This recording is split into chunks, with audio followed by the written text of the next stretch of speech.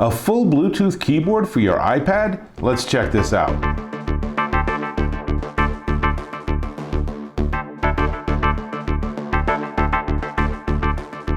Dave Taylor here, and I have the new Apple iPad 7th generation. So, this is a 10.2-inch screen, not to be confused with their 9.7, 10.5, or 11-inch screens.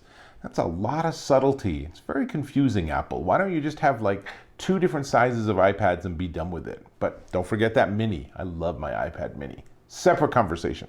Anyway, so I have the Apple iPad, and one of the things that's really nice is it's really good for consuming information. But if you want to create things, it's pretty darn tedious to type on screen.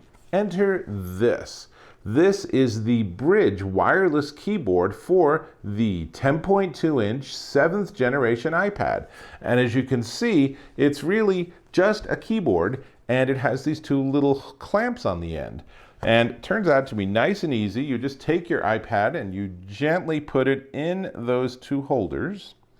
And turns out that the way the screen works, you can see here once you get it positioned properly, it's positioned just so the edges of these actually are the same as the edge of the screen, so you don't lose any screen real estate at all. Now, the keyboard's particularly interesting for a lot of reasons, one of which is it's obviously designed for iPad OS, so there's actually specific keys on here for your iPad. But before we get there, I just want to show one super important thing that becomes an issue for some buyers, is when I have this on my iPad, it doesn't actually offer much in the way of protection. So they actually tell you you can't use a screen protector, so you can't put something on the front of it, but the entire back is fully exposed to the world around you. Now, the overall profile is certainly very slim, but if you want a super slim laptop, maybe you should buy a super slim laptop.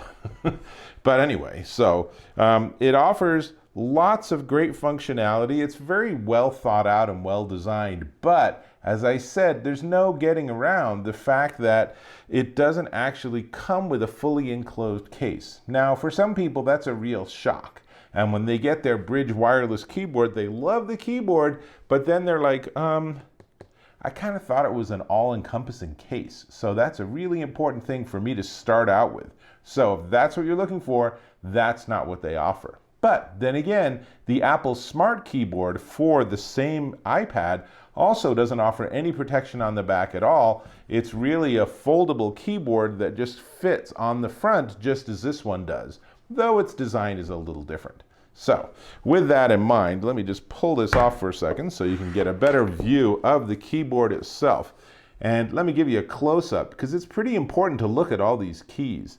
But this is a one-piece aluminum body with 1.2 millimeter key travel. So it actually is an actual keyboard, and when you push a key, you can feel it. And in fact, the iPad's like, why are you pushing the J key?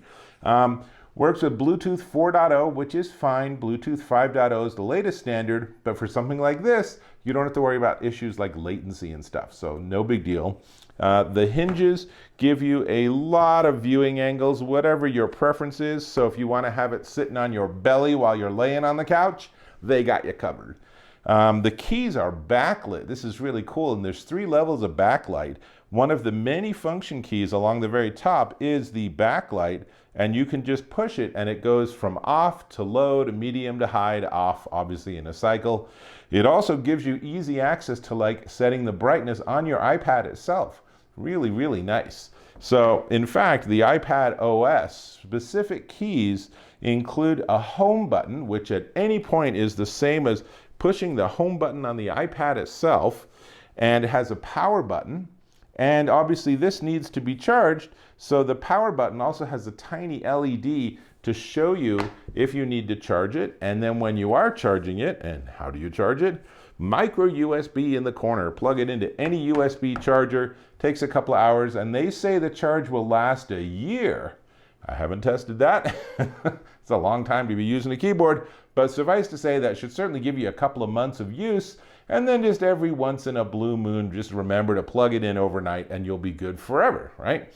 So automatic switch off, another really important feature is that if I'm using this and I then just say, well, I'm done, so I'm gonna close it up and I'm gonna go do something else, it's turned off. So that's how they get this phenomenal battery life, and you don't ever have to worry about turning it on or off. In fact, opening this up automatically turns on the keyboard just as it wakes up the iPad for most situations. And I will log in. Let's see. I can log in through the keyboard, and now I'm in, and then obviously I can go to something like Pages, and here I am in Pages, and I can just type in what I want. So, oops, it logged. I think I accidentally hit the lock button. That was not good, although it was a good demonstration. So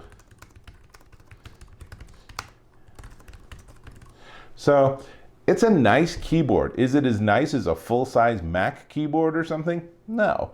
But is it better than that on-screen keyboard on your iPad? Oh, heck yeah. If you're going to be using this to be doing schoolwork or actual work or even just doing research or something, this is so hugely better. This is my daughter's setup too, actually. So she's in 10th grade and she adores this thing. She loves this keyboard because she's been suffering through just typing on the iPad, which is kind of crazy. And you know, why that you would ever need to do that, but that's just my bias. So we hooked this up, we got it all configured, and she was just like, oh my God, this is amazing.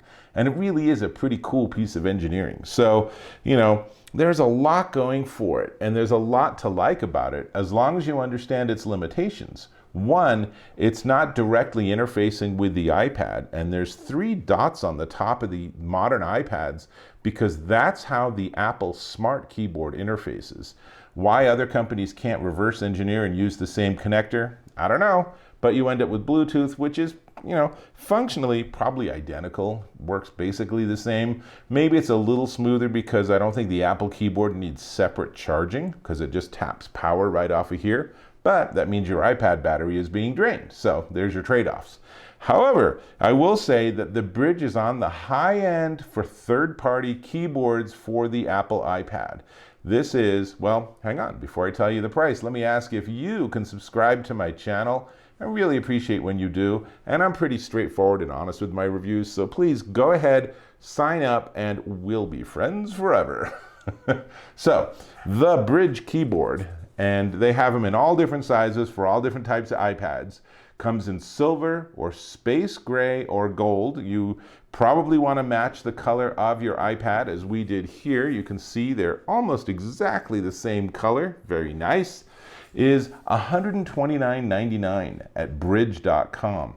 Now that's pretty expensive because less than $20 more and you can have the actual Apple sort of advanced keyboard.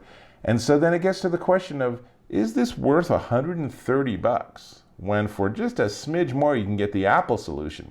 And the answer is, you really want to try them both. And I know that's hard to do because nowadays there aren't that many stores that stock this sort of stuff. But I think BRYDGE did a really great job for what they did. I'm just a little surprised it's as spendy as it is because the Apple solution's only just a little bit more. And generally in the Apple ecosystem, they're at the top end and everyone else fills in the space below. And you can certainly get what looks like an Apple Smart Keyboard sort of case for your iPad for like $50 on Amazon. Is it as good? Does it work as smoothly? Is it as elegant? Is it as good as the BRYDGE keyboard?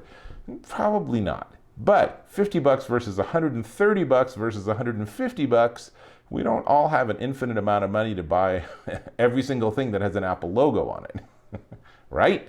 I know you agree with me there. So my assessment, all in all, of the BRYDGE keyboard is that it's a really great solution. It's a really solid option for my daughter with her schoolwork and everything. It's a little on the spendy side, but the bigger issue is just make sure when you get it that you know it's not protecting your iPad at all. It's a keyboard that you're adding so you have more functionality for your iPad. So if that's a big issue, then that's something you want to compensate for or something you want to really think about. Again, the Apple Smart Keyboard has that very same issue. So look at your options. If this is a good choice, then the keyboard itself is really nice. You can definitely type pretty fast on this. It has a really nice feel, and that 1.2 millimeter key travel is a solid thing. So With that, I think I shall go back to my great American novel, which I'm not actually working on, but we'll just run with that. And that means that I'll catch you in my next video.